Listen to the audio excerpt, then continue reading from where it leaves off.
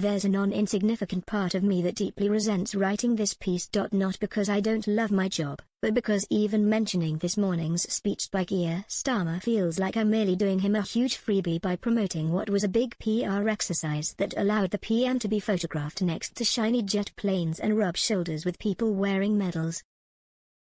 We were dragged to Farnborough International Airshow this morning to hear a speech that even some non-media attendees seemed to struggle to understand why it was being delivered there.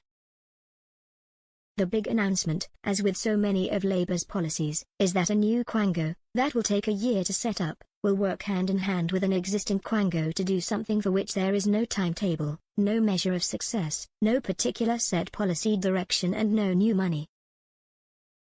That, in a pithy summary, if I do say so myself, is largely what this Labour government is shaping up to be.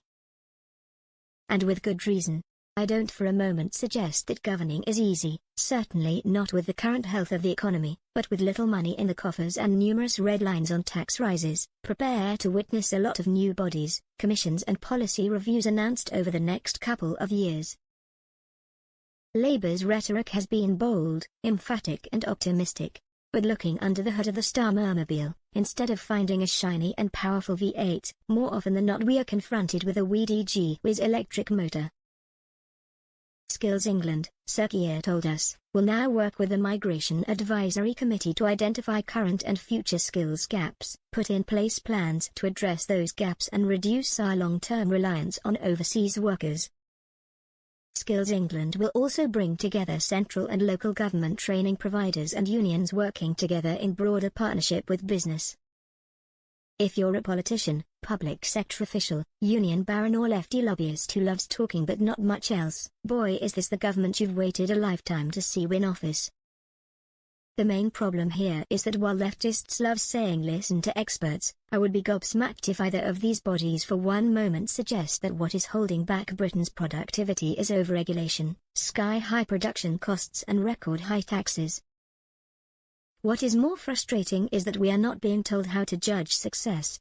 Asked how long he expects the public to wait before seeing results, Sir Keir repeated his usual mantra, there is no quick fix on this.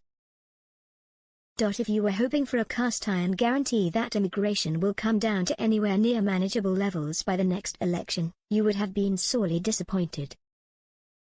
Every time a new government comes in we get a tinkering with education policy, skills policy, welfare policy and planning policy. Each time little seems to change because no political leader has been bold enough to consider that businesses may be able to fix most of these challenges themselves without nannying and hand-holding by the state. You may have guessed I'm no fan of meddling bodies, but had I been granted a question from the Prime Minister I was hoping to draw his attention to one he used to appear quite a fan of, the IFS. During the election, the Institute for Fiscal Studies' Paul Johnson warned Labour that it would not wash to enter No.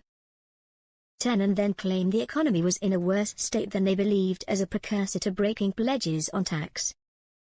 Mr. Johnson pointed out that the books were already open and freely available for anyone to read prior to entering government. Labour now seems surprisingly keen to ignore this and press ahead with excuse-making, all while handing more powers to the IFS's cousin, the OBR.